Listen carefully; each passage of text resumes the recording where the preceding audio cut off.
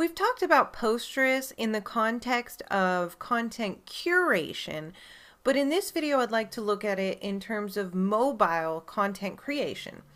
When you're using Posterous as part of your curation workflow like Ed demonstrated in Module 1, you saw how he took an excerpt of a post, he added his comments, and he posted that to his blog via Posterous, all from email on his iPad I think he was using.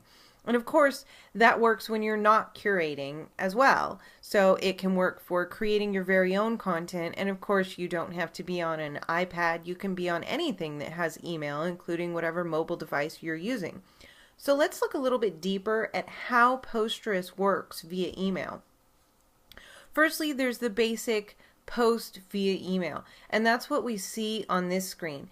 When you email post@posterous.com, and of course when you have an account with them, your Posterous account will create a post for you at your Posterous blog and any other services that you've set up like Facebook and Twitter. However, since I, and you do too, we've talked about this already in Always Be Shipping, you want to hand post your content to your Facebook fan page, and then once you do that, it'll automatically be posted to Twitter, assuming that you've set that up as well, like we've talked about. Since I want to hand post to Facebook, and when I do that, it'll automatically go to Twitter, I don't actually want my Posterous stuff to go out to all of the services that I've set up in my Posterous account. Now, I could solve that problem by deleting Twitter and Facebook from my Posterous, or I could just send my Posterous emails. Instead of sending them to post@posterous.com, I could send them to blog@posterous.com instead, and then it'll just post what I send only to my blog, and it won't go to Facebook and Twitter.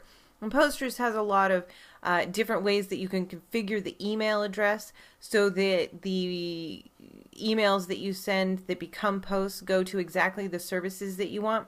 But this is the basic setup that I use and that you'll probably use too. And if you want to look further into it, of course, Posterous has help files available for you. But most of my posts go to blog@posterous.com so that I can create a blog post out of it.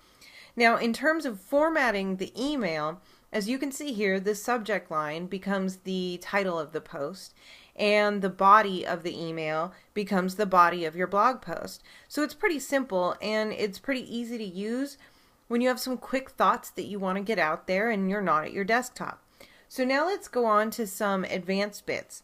You can include photos as attachments, and they'll be formatted and posted in line in your post, and they'll look really great as well, so they handle that.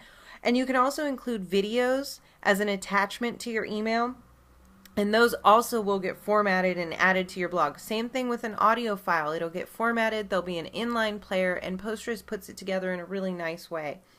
Posterous is really kind of the Swiss Army knife of mobile content creation tools, because it integrates with so many services, as you can see here.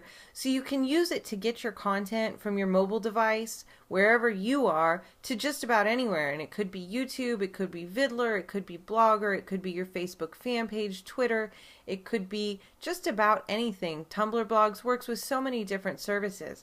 So given its flexibility, what do you post with Posterous via email? Now, I'm not going to suggest that you tap out a lengthy, 2,000 word blog post on your phone, even though I have actually posted some longer stuff, not that long, but definitely some longer stuff with Posterous before. But it's a bit tedious to do that kind of writing on your phone, of course. But if you have the downtime and you do have something to say, then go for it, tap it out. But it's really best suited for shorter posts that are just a paragraph or two, and that's just due to the limitations of typing on a phone. It isn't due to any limitations within Posterous itself. And as you've learned, it's really great for multimedia too, like photos and video, because it handles them really elegantly and in a much simpler fashion than trying to work out of the WordPress Write Post screen on your mobile browser. So particularly if you have a video, if you have a photo or an audio that you want to post to your WordPress blog, Posterous is really going to be the best and easiest solution for you to do that, because the WordPress system as it stands right now doesn't really have the best system for dealing with multimedia content. Now, don't forget to take Posterous out of just the normal curation workflow like we've talked about and really start using it for creation too when you're away from your desktop machine. Just a few lines, some thoughts, an insight, or a reminder to your audience is enough to keep your site current for that day, to keep it updated for that day, and to keep you in that market leader position, that person who's constantly posting, that person who's always coming up in people's feeds, so that they're reminded of you and want to see more of what you're creating.